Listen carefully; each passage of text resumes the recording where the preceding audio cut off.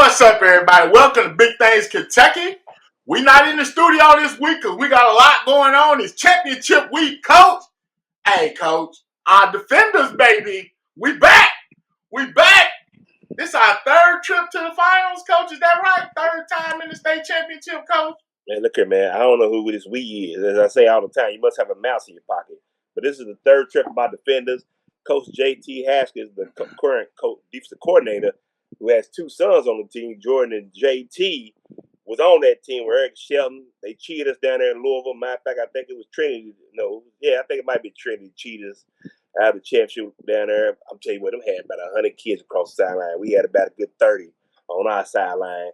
99, that was the year. But yeah, J.T. Haskins, Eric Shelton, them guys went to the state championship, had it won, win the overtime that game did. It was a great game, though, yes. So, Coach, man, as we get ready to start this championship week, be sure to check out some of our previews. We talked to a bunch of the coaches that's in the game. And this week, to get ready for these games, we got a chance to catch up with the two prep gurus in the state, Louisville Courier-Journal's Jason Frakes and our man, Professor Jared Peck for HL Preps. What's going on, Mr. Peck? And Mr. Frakes, we got I don't know. Who is this, Bew? The tribunal? The high school tribunal?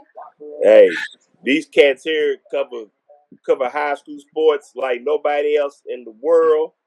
They had soccer games, lacrosse, everything. They know it all. Every high school team. Yeah, my head's off both of y'all. After football, I get lazy. I don't want to cover nothing else after football season. I'm tell you right now, I don't care about no basketball, no baseball. Just give me football. But y'all cover it all. Y'all do a remarkable job at it. Thank you, gentlemen, for joining us. Thanks for having me. Always good. All right, let's just get down to it. State championship week. We got a Lexington Louisville matchup, which is always fun. But let's just start, as we get ready to get going, what's one of the stories that really interests you this year? I'll start. There's two things that stand out to me. I think one is we got a really good crop of quarterbacks that's going to be in Lexington this week. When you look at Brady Atwell at Owensboro Catholic leading the state in passing yards and passing touchdowns. You got Deuce Bailey from Bowling Green. I feel like I'm going to leave some guys out here, but Zane Johnson at Trinity, who's one of the top freshmen in the state. So I feel like we got a lot of really good quarterbacks, and then for me, I'm really excited to see Daniel Thomas at Bell County, who set the state rushing record this year. I haven't got to see him play. Him being up in the mountains. I did make the trip to Bell County on Monday and met him and wrote a story about him today. But I think any year that somebody breaks like a 56-year-old record, or a record that stood that long, he's an exciting story. I don't know that they have much of a chance against Christian Academy, but it'll be fun to see him play. Yeah, and he's only 3 touchdowns away from the overall TD mark, tying it at 56. And if they do that, then that's good news for Bell County. But Cal's a different deal. It's just I think they're a different deal. But it's going to be interesting to see what the coaches do with the Coaches Association and Mr. Football this year, because every year that they've chosen the Mr. Football, it's been a state championship game MVP.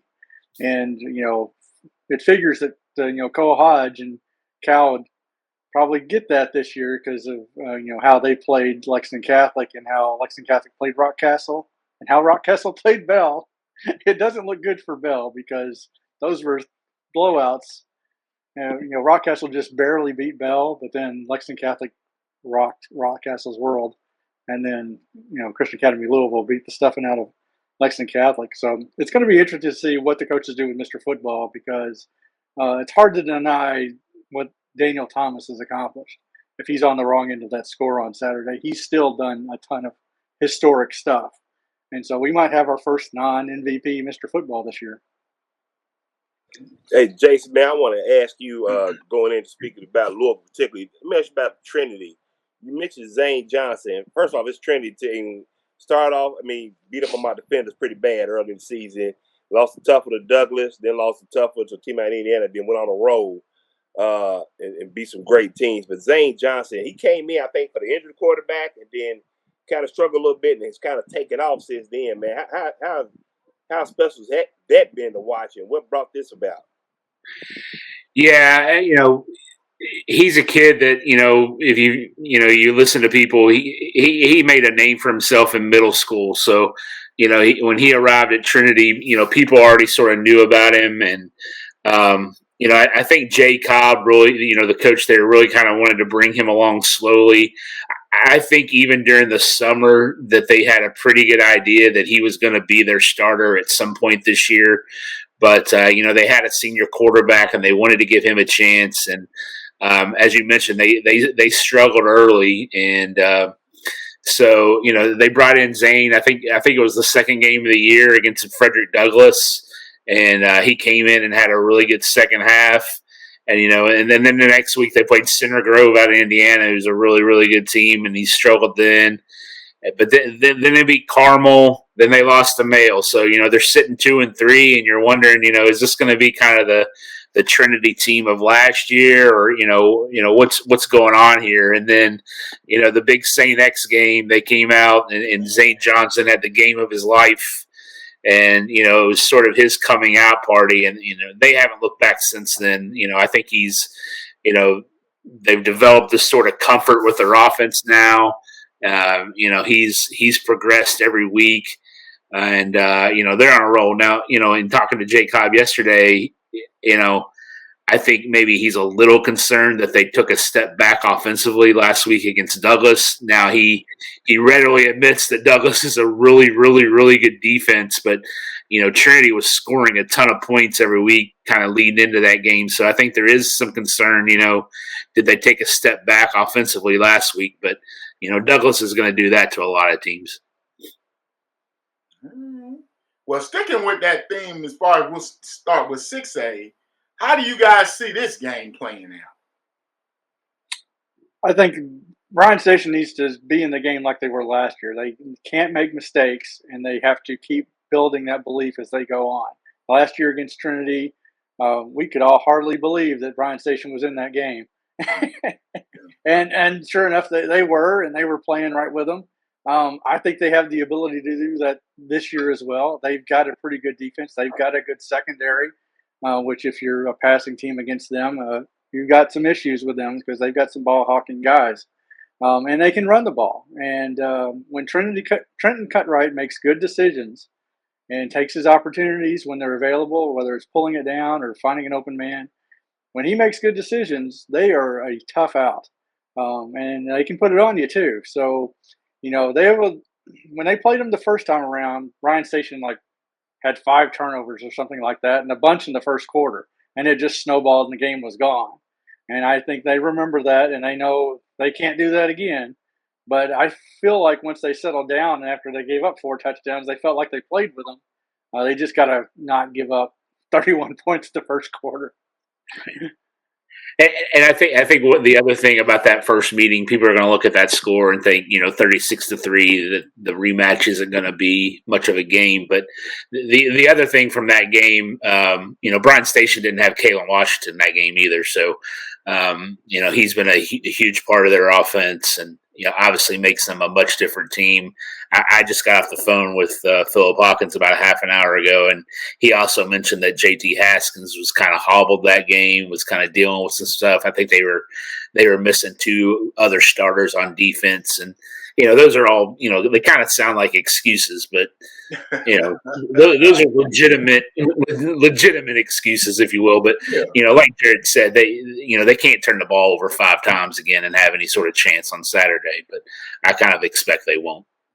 All right, Coach Mew, I know you got some thoughts on this game, but we'll say that for the show. Now, looking at the rest of the games, is there one that you're really intrigued about or looking forward to? I'll say, Owensboro Catholic and Mayfield. Both of those offenses look unstoppable on paper, and I saw Mayfield up close, and they looked unstoppable up close. LCA, which is a very powerful offensive team this year, couldn't hold serve against Mayfield. Mayfield just came right down on them. Now, can Owensboro Catholic's defense stand up to that too? I don't know. I mean, Mayfield's defense had a couple of picks against some quarterback that some people think is the best quarterback in the state, and that's a tough deal. And we'll see what Brady Atwell has. And he's put up a ton of numbers: 65 touchdowns and almost 5,000 yards. But they're not playing Mayfield every week. They played Owensboro. That's a really good win. They played Greenwood. That's a really good win. I think the Henderson County win's a good win. But when we get to Western Kentucky teams up here that don't play a lot of people we see, we don't know what they really have to bring. And we've seen Mayfield up here a few times. They're up here almost every year. So we know that they'll bring a stout defense, and I know they can move the ball.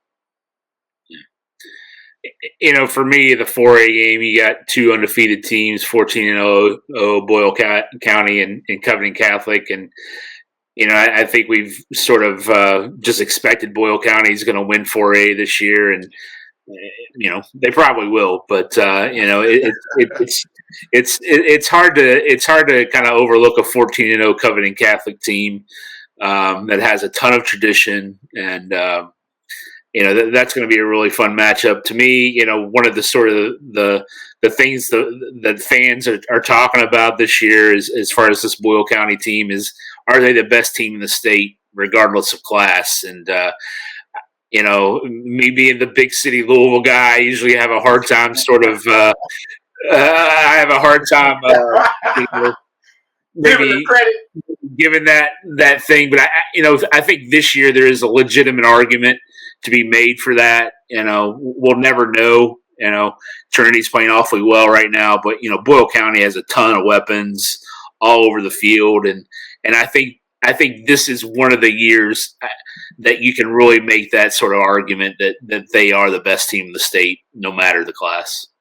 Now, when's the last time we had a 4-time state champion? 4 years in a row. Do y'all know? Them, Boyle Was County. it Boyle? Yeah. I looked that up the other day. Boyle County won 5 in a row.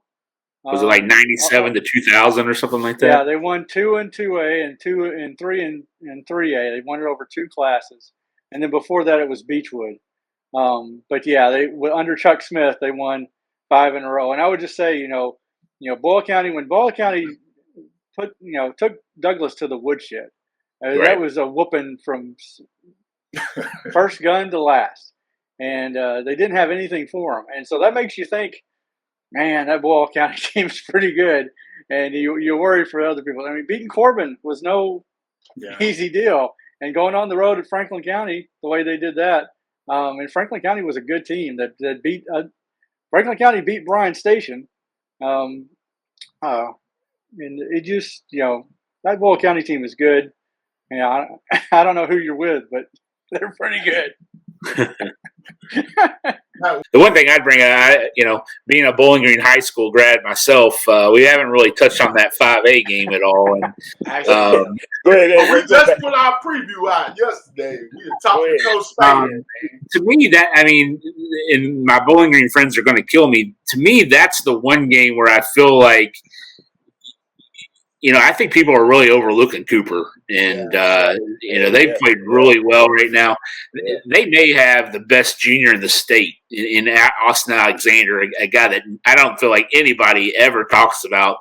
You look at that kid's stats; he's incredible, and he has offers from Notre Dame and Tennessee. So, Bowling Green better be on the lookout, because I think Cooper is a team that really can come in and surprise some people in that 5A game. Yeah, Cooper beating Highlands. I mean, we hadn't been picking Cooper for like 2 weeks now, and Cooper just keeps winning. And the way they beat Scott County, that's a run-oriented team. And then Highlands is a very balanced offense that can run and throw. That's got to be concerned for Bowling Green, who mainly just throws it. I don't know how much running they do, but Cooper looks like they can play with anybody, just about, and play any way you want to play. So this might be the year. They went to a state championship before, and they faced Bowling Green before, and they have the same coach. It's one of the few teams that has the same coach over their entire history. Randy Borchers has been coaching there since the school was founded in 2008, and he's been up to the mountaintop and down to the bottom of the valley with this team, and he's got them back up to the mountaintop, and they're going to be tough. They're going to be a tough out for Bowling Green on Saturday. Yeah. If anybody's still awake by 8 o'clock Saturday night after 5 football games, that's going to be an interesting one. We pretty much hit on most of the games. What about the 1A game where we had a rematch between Raceland and Pikeville? I think this will be their 4th time playing in about a year. Is that right? Because they played 2 times last season and then twice this season. So how's that matchup looking? I'll be honest. I don't know much about those teams. We don't cover those Class A teams around here. I do know Raceland won the regular season game 7-6. I kind of thought Campbellsville. I had Campbellsville number 1 in Class A most of the season, and I kind of thought this might be the year that a team like that might sneak in and get a Pikeville or a Raceland, and obviously that didn't happen last time. So I'm not picking against Pikeville again. I picked them to lose to Campbellsville, and I missed that one. So I always kind of, in a game like that, I sort of lean on the team that has the history. And, Pikeville's won it, 3 out of the last 4 years, and 2 in a row. So I think when you're splitting hairs there, for me at least, I sort of lean on the team that has the tradition on its side. I think in that game, it comes down to those are 2 teams that don't look like Class A teams. They have offensive linemen that look like they could play at a lot of different levels. And, Raceland can make up their mind that we're just going to run the ball. We don't have to throw the ball. We're just going to run the ball. And that's what they did against Sayre. Sayre tried to trade punches with them early. And James Collier, who's their radio play-by-play guy, said, I think they'll be good for about a half, and then Raceland's going to wear them down. Now, I don't think they can wear Pikeville down because Pikeville is just like them. They've got a good offensive line and they run the ball. I think it might be Raceland's time, though. I think, Pikeville's had a good run. They've certainly got players across the board, but they don't, they're not putting up the numbers that they did the year before in the last couple of years. It's hard to pick against Pikeville because, they've won it more times than anybody else in recent history. But Raceland losing last year and getting that win this year, 7-6, a nail biter. I think we'll have another nail biter again on Friday. It's going to be a close game. It'll probably be a low scoring game. And I think Raceland can pull it out. Yeah. Coach Bill, you got anything for him, Coach? Man, real quick, if we can do it quickly. RPI, how big has that been this year? I understand, it's new. I graduated from Bryan Station in 95. Go to fitness, my bad. But, back then, we had to beat up on each other. Then we had to get lucky and beat a Louisville team. Then turn out play another Louisville team in the state championship game. So, man, how much does RPI help everybody pretty much? I don't know if it's really helped everybody because we've had some crazy matchups. It was supposed to get. First of all, do you think it worked? Do you think we got the best 2 teams in most classes, or do you think there was a slip this year? I think in previous years we've gotten the best 2 teams in both classes. I think this year it's been a little crazy because Boyle played some out-of-state opponents, Douglas played some out-of-state opponents, and that out-of-state opponent factor screws up your RPI. There's no other way to say it. Getting a 510 instead of a 750 opponent RPI value is a huge deal, and that's why Boyle County is the visiting team on Friday against Covenant Catholic, and why they had to go on the road against Franklin County. It's why LCA had to go to Mayfield for the 2nd year in a row. It's worked out well in years past. This year, maybe not so much, but this could be just the off year. But that out-of-state opponent factor, there's got to be a better solution to just putting a 5,100 on out-of-state opponents, because Gibson Southern or whatever they are from Indiana is not a 500 team, and valuing them at that is ridiculous. Yeah, I agree with Jared. I think in the years past, it's worked out where we've gotten a lot of really good matchups in the finals that maybe we wouldn't have gotten in years past. But when I think of this year, and I don't think people are ever going to forgive the RPI for having Boyle County and Corbin playing in the 3rd round. So, that would have been a great championship game, and for whatever reason, the RPI didn't allow that to happen. So, until we can kind of rectify those sorts of situations where the clear number one and the clear number two don't meet in the state final, then you're always going to have some arguments that the system doesn't work. But I would say that we got it again. We would not have a Pikeville Raceland game under the old system. We would not have that game. And we wouldn't have Owensboro Catholic Mayfield in the old system. They would have knocked each other off in the semifinals. And the teams that are in the state championship deserve to be there. You know, if you have to play on the road, well, that's your road. I mean, before it was pretty much geography and luck. And now it's geography and this formula that works a lot of the time, but sometimes doesn't. So it's a crapshoot either way.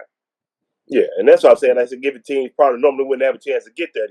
So thanks for answering that, both of y'all. Thank you. Yeah, that's good stuff, Bill. You got anything else for my man before we let him go, man? Nah, it's good to sit down with these two gurus right here. I really appreciate it. All right, Coach Buell, we got a chance to talk to the gurus and find out a little bit of what's going on as far as that goes. Coach, how you feeling about it? I ain't gonna lie, I think Jason Frakes helped me with a pick I was questioned about the 5A game, so I appreciate him staying around mentioning the 5A game. I needed that because I'm going to close you out for the third year in a row, third or fourth year in a row. TB got you, and I got you 2 years, so I'm going to make this about, I think, our third one in a row. So, speaking of which, we're going to give you one last look at the standings.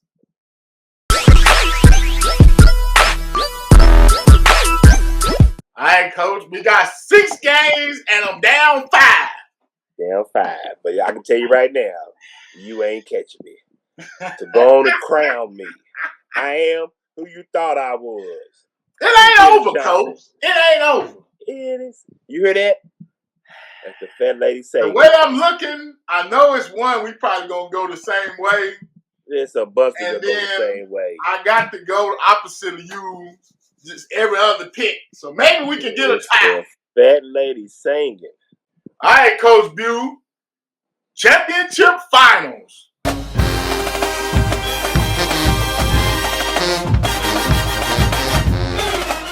All right, Coach, up first. We got Friday, 12 p.m., 1A. Raceland versus Pikeville. We got a rematch. Coach Salmons from Raceland. We talked to him. Our man, Coach McNamee, we couldn't get a chance to catch up with our Pikeville coach, our Pikeville people. Coach Buell, how you feeling about this game right here? I'll start off first, Coach. As those gentlemen say, you don't pick against Pikeville. Give me Pikeville. Too much. Even though I love racing, Coach. Came on. You know, he said you picked against him against Sayer, which I think you did.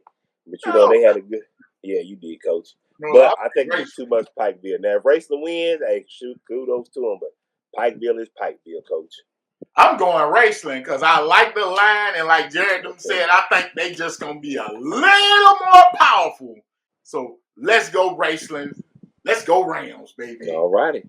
All right, Coach. 2A, Owensboro Catholic and Mayfield. Owensboro Catholic, 14-0. We heard Jared talk about the quarterback Atwell and an amazing season he's had. Coach Buell, who you got? I'll tell you what, man. Mayfield has been very impressive. 2 big wins over the last couple of weeks of the state championship. To be honest with you, the 2 games they played leading up to this could have been very well been state championship games. But I picked first last time. It's your turn. Go ahead. Coach, I'm going Owensboro Catholic. Brady Atwell. Coach, I think we're going to do what we do. Hey, the man got 60-plus touchdowns. Mayfield's going to be, I want to go with Mayfield, but something telling me you picking Mayfield. I'm going Mayfield, Coach. Mayfield. See, that's what I knew you were going to do. Mayfield's body work just a little bit better. Owensboro Catholic has beat some great teams. As Jared said, had a great season, great tough schedule. Coach, I'm going Mayfield, Coach. I think you're right, but this is I'm chasing stats. As Tim Watson said, I'm chasing stats. All right, this one here. On Friday, the primetime game, we got 4A, 14-0 Covington Catholic, 14-0 Boyle County, Eddie Evanston, Justin Haddix. We got a preview for that. If you haven't seen it, check that out. We interviewed both coaches, got them on at the same time. My coach, we winning, we riding Coach Haddix and the Boyle County Rebels doing big things. Coach Bill, I'm telling you, I got to go Boyle. I know you going Boyle too, but I just feel like this the one I felt like we would pick the same. Because Yeah, Boyle is man, like they said, this might be the best team in the state. Yeah, Coach Eddie Epstein down there slowly, surely put together a great team, a great season, beat some great teams. You know, I love his confidence. He believes in his young men. He got studs on both sides of the ball. Had one player with 18 sacks, I believe it was. Lord have mercy, that defense is tough. But Coach Boyle County is the what, Scott? They're top of the hill, baby. You know, and shout out to Coach Evanston, man. I didn't realize he played for the Horsemen, man. I used to watch him play all the time. I know. When I kept hearing this, I was like, hey, he sound familiar. Yeah. Yep. Then when he said Horseman, yeah. So yeah, hey, Coach Eddie knows football. He's an athlete. Yes, sir. But I think Boyle is just, man, 4 straight, like they talked about, man. Yeah. That's a machine, Coach. The only other team to do it was Boyle County. So yeah. Who you with, baby? All right, Coach. Now, starting off Saturday, we kick off 3A.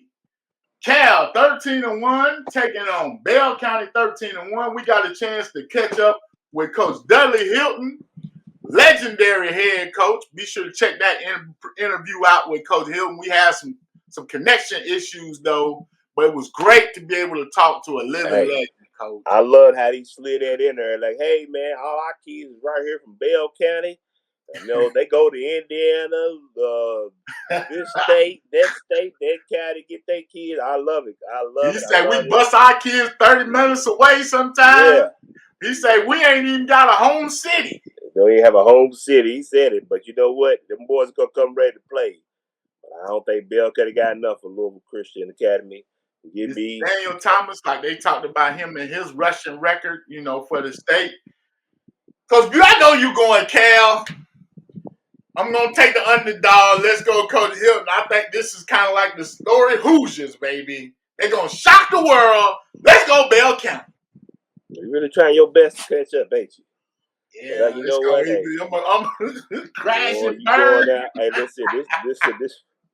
Boy, y'all can hear this. That's Coach Trump crashing at Kroger Field. Hey, all right, Coach. Now. Louisville Cat. Hold on. I'm going to the Powerhouse. Louisville Cat. Don't cut me off. My bad. I'm going to Powerhouse, Louisville Cal. Let's go, baby. We're going to skip the hurdle a little bit. Now, the 8 p.m. game, prime time, we got 5A. 12-2 Cooper versus 11-3 Bowling Green. We talked to Jason Frakes and Jared about this game. They talked about this game, man. These two teams are mirror images almost of each other. I think the only thing is maybe Bowling Green has a little more pedigree and the fact that they are back in this game again. But that Cooper team, like Jared said, I think we've all kind of slept on Cooper, man, not realizing how good they are. And like you said, when you look at the stats, it's like, wait a minute. They're right there. Like we were talking about Alexander, that's the kid. He's got, 18 sacks, 20 sacks? And receiving yards? Sacks, yeah. He's got another dude, 7.5, 156 tackles. That defense is tough. And, you know, Coach talked about his defense especially. He said, look, I got a defense for you. Yes, sir. So how you feeling about this one, Coach? It's my turn to pick. Yeah, I'm going to let you go. Go ahead, Coach. You know what? Like I said, this 5A game, I love Bowling Green. I love Coach comes on talk to us every year. Deuce is loose. He's special. But Coach, I think I'm going Cooper, Coach. I don't pick to get some boys all year. I'm going Cooper, Coach. Give me Cooper. Oh, you stole my pick. Well, Coach Stater, we winning, we riding, Coach. Let's go Bowling Green Purples, baby. Purple Pride. You heard me tell my coach I got him. Ooh. Come on, Deuce. He didn't want you, Coach. He's just panicking over. He's panicking. He's panicking. All right, Coach. Now for the last game, 4 p.m. Bryan Station Defenders taking on the Trinity Shamrocks, Coach. Ooh-wee. 6A, Coach. Let me tell you something about you, dog. You keep putting bad mojo on my team, man. I really appreciate you quit doing it. Nobody ever likes you. Nobody likes you at Bryan State. The kids seen you over there last week, come walking in. They was disgusted. I mean, literally throwing it up in trash cans, seeing your face walk in there. Coaches don't like you. Us former players don't like you. Even though you used to cook at the concession stand for 4 years, you even cooked the year after your son graduated high school, and you still on this foolishness. You started this show and lost your mind. You know that? You lost your way home. We have adopted you as one of our own, and this is how you treat us, dog. You know what I'm saying? It's pitiful. Go and pick Trinity, get it over with. Come on, so I can pick my pick. Go.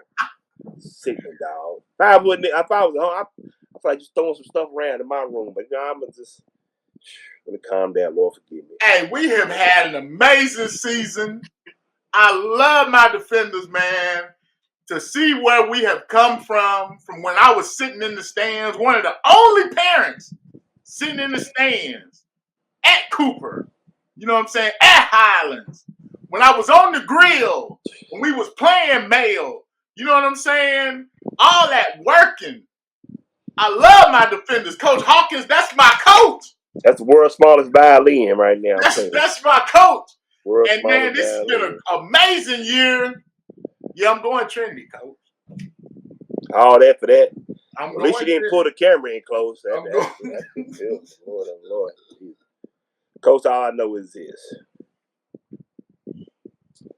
My defense had a great year. Win, lose, or draw, I'm going to ride with them. It don't matter. The shirt says it all. I'm Lexington raised. Defender made. Give me my defender kingdom in a close one, coach. In a close one. I'm sorry right now. Gary Holman, you got nothing to brag about, baby. My defense is going to win this one, baby. Shout out to Jordan Holman over there, hold it down for Lexington. I think Perez over there, Javier. Perez sub there, but y'all know what, baby? It's Lexington versus everybody. Give me my defenders.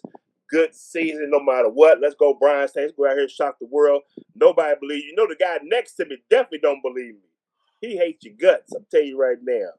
Everything green and gold, his house, he done tore up. He cut grass in and raked leaves in. Cleaned out the toilet, the drain for the toilet in. He don't love y'all.